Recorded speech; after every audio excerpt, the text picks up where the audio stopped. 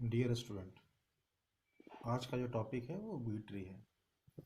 आपको याद होगा मैं बी ट्री आपको ड्रॉ में अच्छी तरीके से पढ़ा चुका हूँ। बस इसमें रिवीजन कराता हूँ और इंसर्शन तक ला के छोड़ दूंगा। इंसर्शन इन बी ट्री बिल्कुल वही है जो ड्रॉ में मैंने आपको कराया था। बी ट्री को जानने के लिए इन चीज़ों का जानना बहुत ज़रूरी है।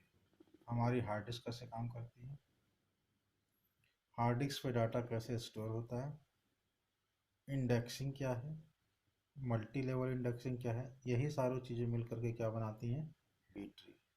आई मीन इन इंडेक्सिंग और मल्टी लेवल इंडेक्सिंग ने ही बी ट्री की शक्ल ले ली है और कुछ नहीं है। और बी ट्री में इंसर्शन वो मैं करा चुका हूँ, आप एक बार देख लीजिएगा, उसमें पिछली वाली कॉपीज में कोई दिक्कत नहीं है, बिल्कुल वही है, कोई फ़र्क है ही नहीं। बेसिकली बी ट्री एक ऐसा डेटा स्ट्रक्चर है जो हार्ड डिस्क के लिए इस्तेमाल होता है और जिसमें डेटा डीबीएमएस का डेटा स्टोर होता है।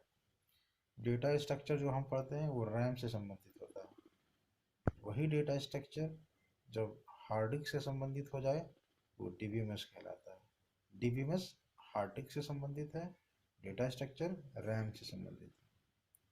तो शुरू करते हैं। डिस्क स्ट्रक्चर क्या होता है? डिस्क मतलब हार्ड डिस्क। हार्ड डिस्क आप ये जानते भी होंगे लेकिन मैं एक बार रिवाइज करा देता हूँ। हार्ड डिस्क बिल्कुल एक प्लेटर की तरह होती है। ये देखिए, एक समझ जाइए दौड़ के मैदान की तरह जहाँ पे दौड़ लगाई जाती है। ये जो आप सर्कुलर देख रहे हैं इसे ट्रैक कहा जाता है, बिल्कुल वैसे ही। इसका एक एरिया जो है वो सेक्टर कहलाता है और ये जो एरिया जहाँ मैंने लाइनें खींची हैं इसे ब्लॉक कहा जाता है। डेटा इसी में सेव रहता है। एक ब्लॉक ये हो गया, एक ब्लॉक ये हो गया, ऐसे ही। अगर ये कह दूँ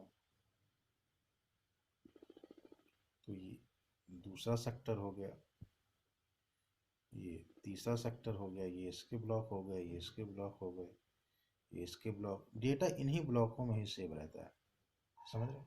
जो भी हम जितनी भी रोज इंसर्ट करते हैं वो रोज इन्हीं ब्लॉकों में आती है।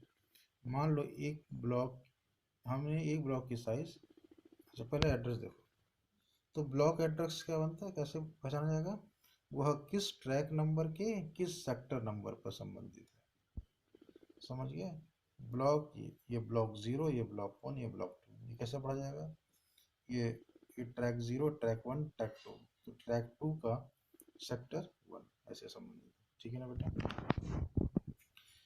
तो ब्लॉक एड्रेस की साइज डिपेंड करती है उस मैन्युफैक्चरर पर जिसने इसको बनाया है, लेकिन हम लोग पढ़ने के लिए मान लेते हैं कि उसकी साइज 15 बाइट है। तो जो तुम स्ट्रक्चर बनाते हो ना टेबल का वो रो की साइज उसी पे होती है। जब लिखते हो ना create table, table name, roll ID, roll number, int, comma varchar name, varchar 30, ये सब काउंट करके बताते हैं कि रो की साइज क्या होगी।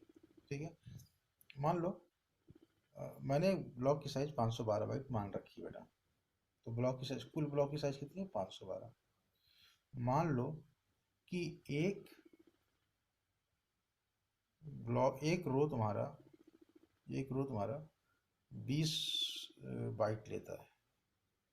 तो इसको जो भाग दोगे तो जो आएगा उतनी नंबर ऑफ रोज एक ब्लॉक में हटेंगे। कितना आएगा? 20, 22 के करीब आएगा मेरे ख्याल से, 22 से 23 जो भी आए। अगर ये 22 आता है तो इसका मतलब इस ब्लॉक में, ये देखो हार्ड डिस्क के इस ब्लॉक में बिल्कुल लोअर लेवल पर, यहाँ पर तुम्हारी 22 रो इकट्ठा हो जाएंगी। अगली 22 रो अगले वाले ब्लॉक में, अगले 22 रो अगले वाले ब्लॉक में। इस तरीके से रोज जो है इकट्ठा होते हुए चली जाती हैं हार्ड डिस्क में। अगर तुम्हारी डेटाबेस टेबल में 1 लाख रो है तो उतने ही ब्लॉक खर्च होंगे, सोच लो 1 लाख के हिसाब से। समझ गए आप? बढ़े आगे। ठीक है,